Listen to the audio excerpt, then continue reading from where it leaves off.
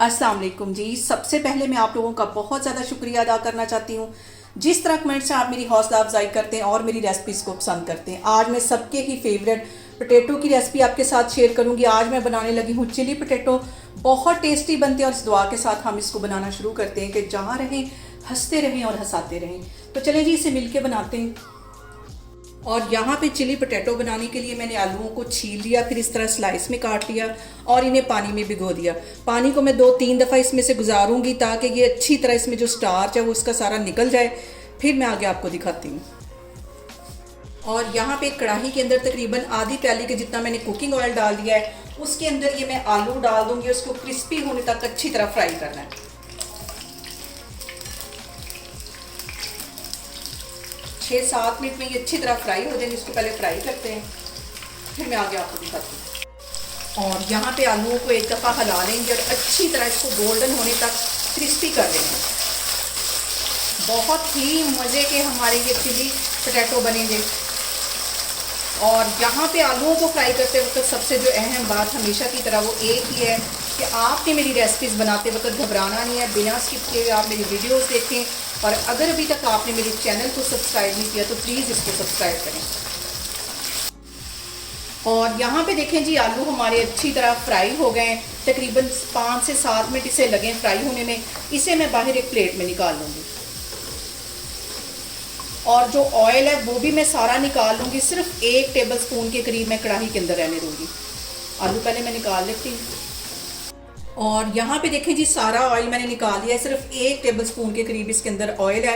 अब यहाँ पे 2 जगह लहसुन के इसे मैंने बिल्कुल बारीक काट लिया था, ये इसमें चले जाएंगे। 1 मिनट के लिए इसको फ्राई कर देना ताकि इसका मज़ेदार सा जो फ्लेवर है वो ऑयल के अंदर आ जाए। और अब इसके अंदर मैं 1 टीस्पून के करीब नमक डाल दूंगी और आधा टीस्पून ये कुटी हुई मिर्च डाल दूंगी। और तकरीबन आधा टीस्पून से भी थोड़ा सा कम ये चाट मसाला ये इसके अंदर चला जाएगा। और इसके साथ ही ये जो साबुत रेड वाली मिर्च होती है उसे मैंने बिल्कुल बारीक काट लिया, ये इसमें चली जाएगी। इन सारी चीज़ों को अच्छी तरह मिक्स कर लेना है। बहुत मज़े के हमारे ये चिली पोटैटो बनेंगे। और इसके साथ ही तकरीबन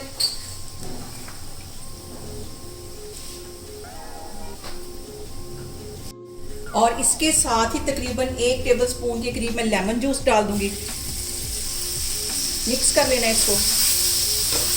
आग मैंने यहाँ पे बिल्कुल हल्की की हुई है। और अब इसके अंदर मैं डाल दूंगी ये जो मैंने आलू फ्राई करके रखे हुए थे, ये इसमें चले जाएंगे। अच्छी तरह इसको 1 मिनट के लिए अच्छी तरह इसमें मिक्स कर लेना है।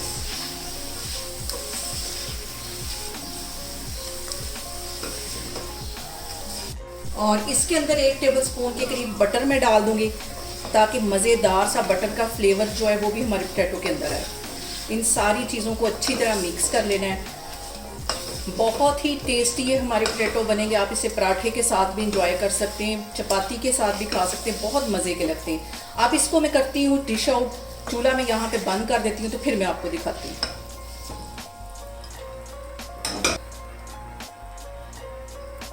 और यहाँ पे देखें जी, मज़ेदार से हमारे चिली पोटैटो बन के तैयार हो गए हैं। बहुत टेस्टी ये बनते हैं और बहुत इजी तरीके के साथ मैंने इसकी रेसिपी आपके साथ शेयर की है।